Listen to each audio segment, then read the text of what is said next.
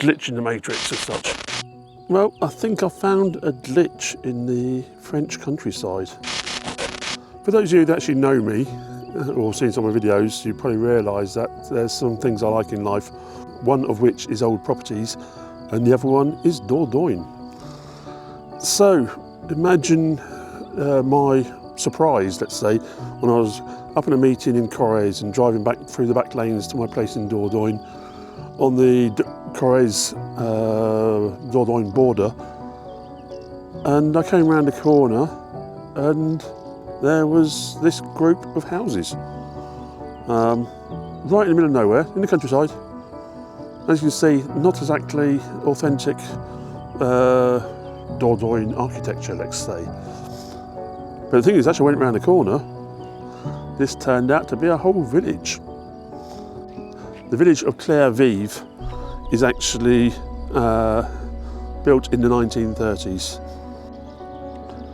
The project was set up by an ex-soldier just after the First World War called Albert de Lusque. He was the founder of the FNBPC, which was there to help the actual soldiers being gassed in the First War. And the whole idea behind this village was to actually help the actual soldiers who had been gassed in the First War to actually, well, get medical care. It's one of those places, it's so ugly, it's nice, to be honest. Middle of the countryside, and absolutely, it's not even officially a village, it's actually a residence. But this actual village does actually have its own pizzeria, its own supermarket, own tobacconist, it's even got its own post office, which is quite amazing. There are 175 separate houses here, making up 340 individual accommodations. And the main building you can see behind me here is actually 200 rooms, which was originally set up for the actual individual patients and visitors. At the First World War, it was actually, well, just afterwards, it was a sanatorium for, as I said, the actual soldiers being gassed. In the Second World War, it was used to house evacuees from the Strasbourg hospital, which was on the too close to the front line.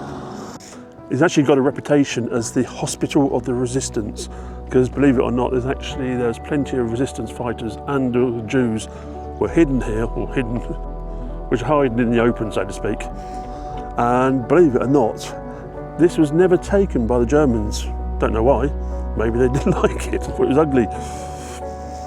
But anyhow, like I said, built our reputation as a hospital of the resistance due to the fact that it hid so many resistance fighters and Jewish. It carried on functioning as a sanatorium up until the 1980s. Then after that, it was taken over by the state, or if it was probably run by the state beforehand, but then got changed into a reinsertion centre.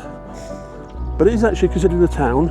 There's actually the top of the town, right about behind this building, you can see up between the two there. That is now what's left of the, well, what's left of the reinsertion centre. And then after that, you have all the houses, which are all privately owned. A very weird village in a lovely situation. People have noticed, I don't know if I'd come and see it. I'm glad to have seen it. I wouldn't actually call it a tourist spot. But it's certainly an unusual thing to find, a sort of glitch in the matrix as such. But there you go, the village of Clairvive.